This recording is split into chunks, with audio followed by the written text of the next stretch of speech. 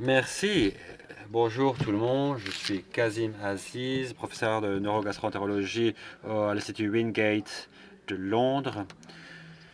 Et j'aimerais parler de différentes études et de la gestion clinique des troubles associés au syndrome d'Ehlers dans l'os. Donc voilà, on nous a commencé par une petite leçon de l'apparence de l'intestin. Vous avez une image, donc cela commence en haut à la bouche, c'est là où commence l'appareil digestif. Après le larynx, on passe à l'œsophage où descendent les aliments.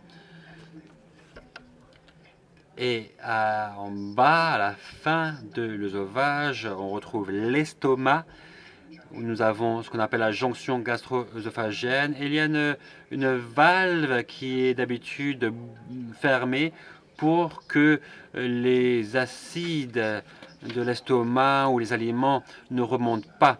Sauf que des fois, cette jonction ne fonctionne pas bien, cette valve ne fonctionne pas bien et les acides peuvent remonter, ce qui produit des acides gastriques. Donc l'estomac, c'est un mixeur, un mélangeur qui mélange les aliments avec les jus gastriques pour nettoyer les aliments et les dégrader en petits morceaux, des petits morceaux qui vont aller lentement vers le bas, vers l'intestin grêle. C'est là où se produit l'absorption des aliments, des nutriments, et tout ce qui reste, ce sont les déchets qui passent au côlon, au gros intestin. En général, il y a beaucoup de liquide aussi qui passe dans cet intestin, mais il est en général absorbé au fur et à mesure qu'il passe par cet intestin. Les selles deviennent de plus en plus dures jusqu'à ce qu'on arrive à l'évacuation. Chez les patients du syndrome d'Ehlers-Danlos, on peut avoir des problèmes dans tout l'appareil digestif.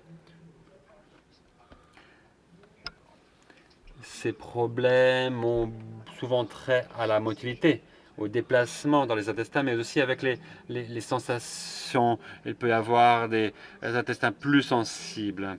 Les symptômes qui sont communiqués par les patients, d'ailleurs j'en ai parlé dans ma présentation précédente, donc des nausées, on a souvent des remontées gastriques également, on se sent gonflé, on a des dyspepsies, des douleurs intestinales, alors on se sent plein aussi après le repas. Ce sont des symptômes assez fréquents, des manifestations fréquentes. Puis nous avons bien sûr les douleurs abdominales et des changements où on passe entre la constipation et la diarrhée. Lorsque nous pensons à des problèmes intestinaux, avec le syndrome d'Ehlers-Danlos. Alors j'aime séparer ça en trois types de problèmes. Des problèmes mécaniques dans les intestins sensibles, ça a trait à la douleur. Et finalement, le troisième, là, on se demande si c'est une cause de symptômes dans les patients du syndrome, les malades du syndrome d'Ehlers-Danlos. Mais on observe ce qui se passe dans des problèmes de dyspepsie, les troubles de l'intestin inflammatoire. C'est quelque chose qu'on retrouve fréquemment dans les patients de SED ou alors des patients qui ont un intestin perméable. Donc quand on passe aux problèmes mécaniques, là on voit que souvent la motilité intestinale est lente. Ça peut être dû aussi avec des problèmes pour avaler les aliments de déglutition, une dysphagie, c'est-à-dire les aliments restent dans l'œsophage au fur et à mesure qu'ils descendent. Ceci, bien sûr, peut être assez gênant. Et tel que je l'ai mentionné, là, la valve à la fin de l'œsophage ne fonctionne pas toujours bien et il y a des reflux d'acide, une remontée gastrique, des brûlures d'estomac. Après, on passe à l'estomac. Si l'estomac est trop lent, il peut y avoir une vidange gastrique lente. Il va se vider lentement. Mais il y a aussi un groupe de patients qui souffrent du syndrome de tachycardie orthostatique posturale où, au contraire, cette vidange de l'estomac va rapide. Des fois, On a l'impression d'être rempli juste après le repas. C'est aussi un symptôme qu'on retrouve assez souvent. Alors l'intestin grêle, je le disais, c'est là où les aliments sont absorbés, mais cette absorption ne se passe pas toujours bien. Bien sûr, par exemple, pour la maladie cœliaque, c'est quelque chose qui se produit. Mais la motilité est lente. Des fois, si la motilité est lente, on peut avoir de mauvaises bactéries dans l'intestin grêle. Par exemple, avec les hydrates de carbone, on peut avoir des gonflements d'estomac, ça peut provoquer des douleurs. Mais ces bactéries aussi peuvent aussi créer une mauvaise absorption de la graisse dans l'intestin grêle, ce qui peut amener à des selles qui vont sentir mauvaises à cause d'une mauvaise absorption de ces graisses, des lipides. Si le gros intestin est lent, on peut avoir des problèmes de constipation, de diarrhée ou même de diarrhée de débordement. C'est quelque chose dont j'ai parlé dans la présentation du premier jour. Et dans le rectum aussi, on peut avoir des problèmes d'évacuation. Des fois, c'est peut-être parce que les muscles ne fonctionnent pas bien, ne sont pas assez forts pour que l'évacuation se passe bien. Ou alors, il y a des poches dans le rectum, ce qu'on appelle les rectocèles qui vont vers le vagin, ou un prolapsus qui peut se passer également. C'est aussi quelque chose dont j'ai parlé dans mon autre présentation.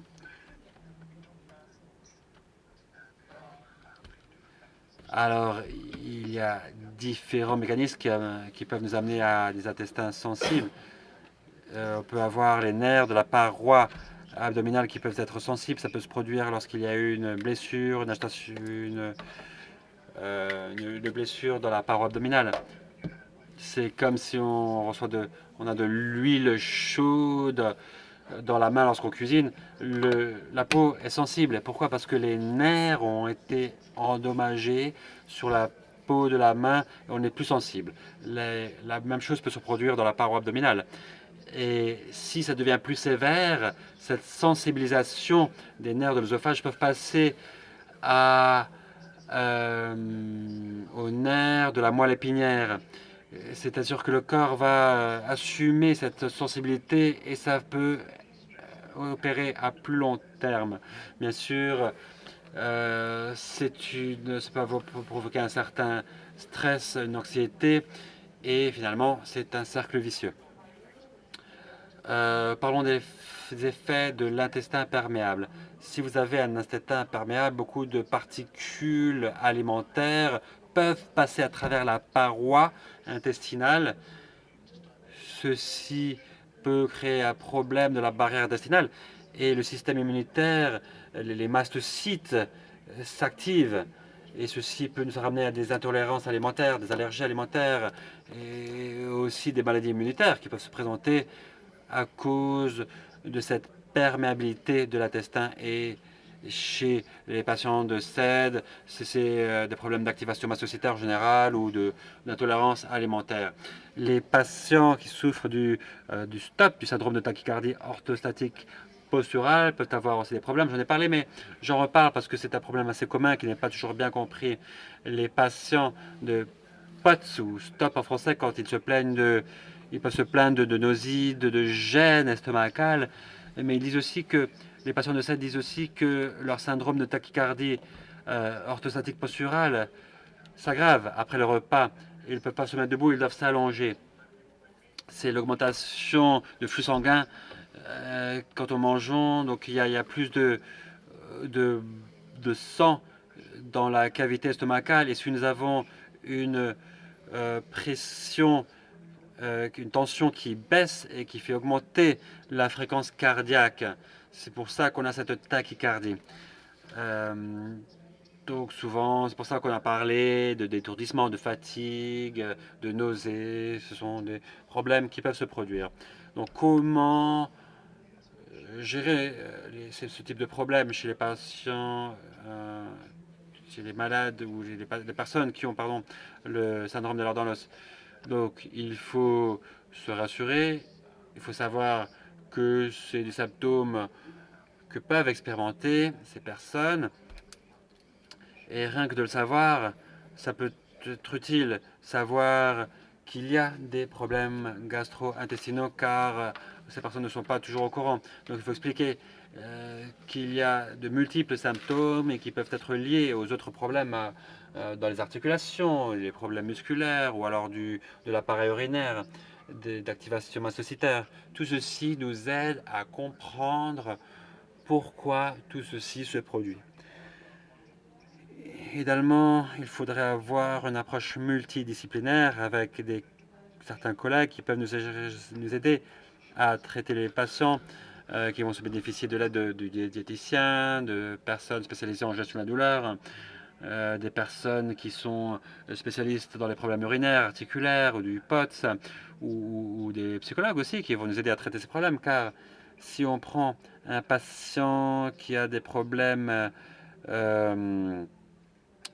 intestinaux, ils ont souvent des problèmes aussi de tachycardie orthostatique posturale ou d'articulation. Et comme je le disais, bien sûr, cela produit souvent un certain stress et avoir un psychologue peut être très utile. Il est important d'exclure d'autres causes probables. Il faut faire des tests de dépistage, des tests sanguins, des radiographies, des scanners, différents types de scanners, des endoscopies, simplement pour s'assurer qu'il n'y a pas d'autres causes derrière ceci. On voit qu'il y a différentes comorbidités, donc des problèmes avec une inflammation de l'intestin, maladie cœliaque, des problèmes du tissu conjonctif. Et il faut faire attention à certains signaux d'alerte, comme une anémie par exemple, ou des pertes de méthylène B12, quand on a des pertes de poids rapides, des inflammations. Si il y a des changements dans notre motilité intestinale, eh bien sûr, il faut identifier ces signaux pour les communiquer aux médecins. Si nous ne voyons pas de problème avec les intestins après tous ces tests, il est bon de faire un test de motilité. Donc on va peut-être avoir recours à une manométrie œsophagienne et des tests de pH. Nous allons voir combien d'acides nous avons dans l'œsophage, quels sont les acides gastriques qui peuvent remonter. Donc on va essayer de voir quelle est la vitesse d'évacuation d'un repas, du moment où on mange ce repas jusqu'à ce qu'on arrive à l'évacuation. Combien de temps ça prend? Est-ce que c'est rapide ou trop lent? Bien sûr, on va faire des tests respiratoires pour voir le niveau d'hydrogène et de méthane, des études de transit par le côlon avec des marqueurs. Par exemple, on va prendre une radiographie 5 jours plus tard pour voir si ces marqueurs sont encore là ou si ils étaient évacués. Et des fois, des physiologies anorectales pour voir s'il y a un trouble de l'évacuation ou des rectocèles. S'il peut y avoir un prolapsus, par exemple, qui nous crée des problèmes dans le côlon. Donc les radiographies peuvent être utilisées dans ces cas-là pour diagnostiquer ce type de problème. Les intolérances alimentaires, nous les retrouvons souvent chez nos patients, souvent quand ils viennent nous voir. Ils suivent différents types de régimes alimentaires. Donc ils évitent le blé, le gluten par exemple, c'est assez commun. Ils ont le régime FODMAP, donc on évite les hydrates de carbone fermentables. C'est assez commun, il y a pas mal de ressources que j'ai inclus ici dans la diapo. Vous pouvez voir à travers ces liens différents types d'informations. Et nos patients qui ont de l'intestin irritable ou qui ont des gonflements, des diarrhées, alors ça peut être intéressant. Et d'ailleurs, j'ai trouvé aussi intéressant pour les patients qui ont des constipations et qui ont des gonflements. C'est un régime qui peut être utile. Ceci en combinaison avec des laxatifs, c'est vrai que cela peut être utile. Les syndromes d'activation mastocytaire ont souvent trait au problème d'histamine. Donc on conseille aux patients qui souffrent de ce problème d'avoir des régimes alimentaires qui diminuent le niveau d'histamine. Bien sûr, ce sont des régimes très stricts, donc il faut faire attention parce que ça peut produire des déficiences de vitamines. Ce sont des régimes qu'il faut faire en général pendant 6 semaines, puis passer à une phase de réintroduction pour réintroduire certains aliments et s'assurer qu'on ne va pas laisser de côté des aliments qui ne provoquent pas de problème. Bien sûr, il faut toujours faire ça avec un diététicien. C'est très important, quelqu'un qui s'y connaisse. Donc, quand il y a des intolérances alimentaires ou des allergies, il faut voir quels sont les stabilisateurs de mastocytes, s'il y a des antihistaminiques qui peuvent nous aider. Pour les patients qui souffrent de POTS, de STOP, de tachycardie orthostatique posturale, nous recommandons ils ont des problèmes d'hypoglycémie après les repas. Donc il y a des augmentations de glycémie, la pression, la tension artérielle descend et on peut avoir ça compense de trop, on a une hypoglycémie, donc il faut faire attention. Donc à ce moment-là, on recommande d'avoir des repas fréquents et plus petits, d'avoir des aliments avec peu de sucre. On demande aussi d'augmentation, la consommation de lipides, de graisse, des protéines aussi pour réduire la vitesse de la motilité, de la vidange estomacale. On demande à éviter les liquides pendant une demi-heure au moins avant et après les repas, car ça peut accélérer l'évacuation. Se coucher pendant 30 minutes après le repas, des fois ça peut aider à résorber ces symptômes que l'on sent après le repas, les palpitations, des étourdissements par exemple, et aussi plus d'apport de sel et d'eau. Ça peut nous aider. Une petite proportion de patients ont besoin d'aide pour se nourrir avec une nutrition entérale ou parentérale. Donc là, on a par exemple des sondes nasales ou alors directement avec une alimentation à travers la paroi estomacale. Mais ça ne fonctionne pas toujours. Il y a des infections là où on met cette sonde dans l'estomac. Et il faut faire attention, ne pas prendre ces possibilités à la légère. Et aussi penser qu'il peut y avoir des problèmes de POTS ou d'activation mastocytaire.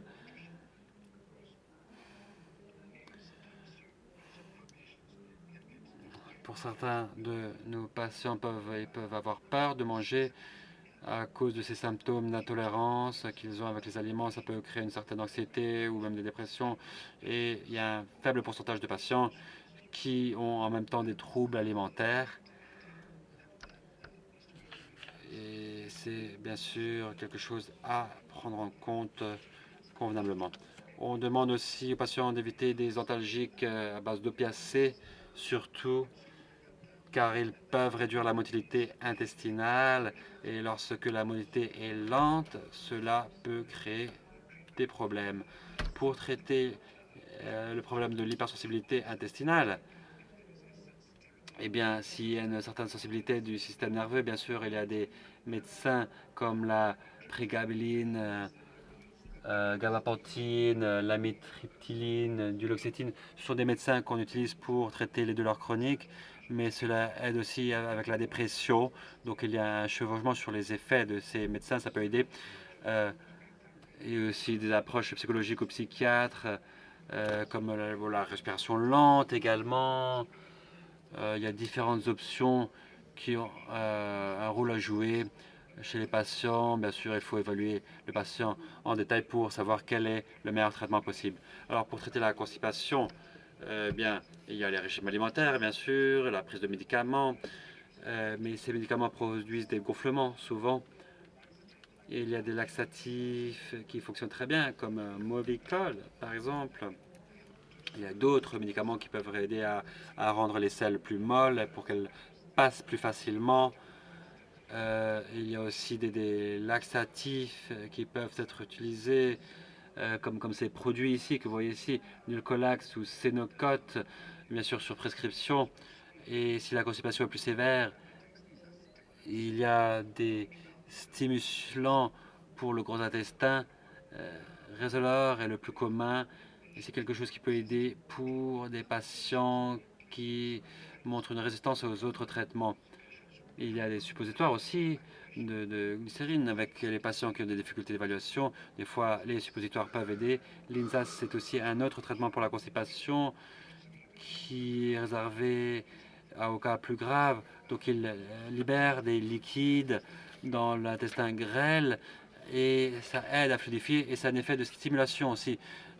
Donc, par contre, comme ça libère des liquides dans l'intestin grêle, je ne le prescris pas aux patients qui souffrent de POTS, du syndrome de tachycardie orthostatique posturale, parce qu'il y a des problèmes de tension, d'hypotension. Bien sûr, et on va travailler aussi avec une infirmière qui peut évaluer la fonction du plancher pelvien. On peut aussi travailler avec ce qu'on appelle le biofeedback, une rétroaction biologique pour essayer de rééduquer le système nerveux. Des exercices peuvent nous aider et bien sûr, à la fin, il y a la chirurgie, mais on essaie d'éviter cette possibilité.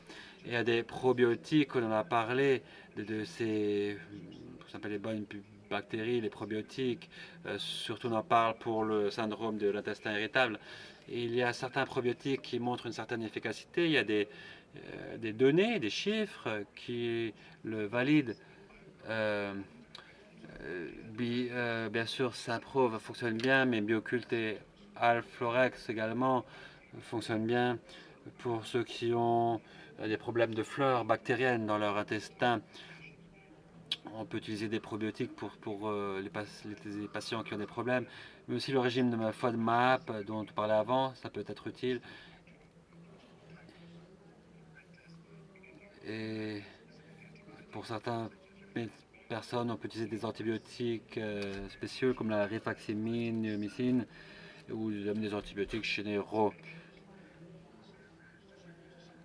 Simplement pour résumer, le syndrome de l'os est une maladie multisystémique et par conséquent, il faut une approche multidisciplinaire pour aider nos patients.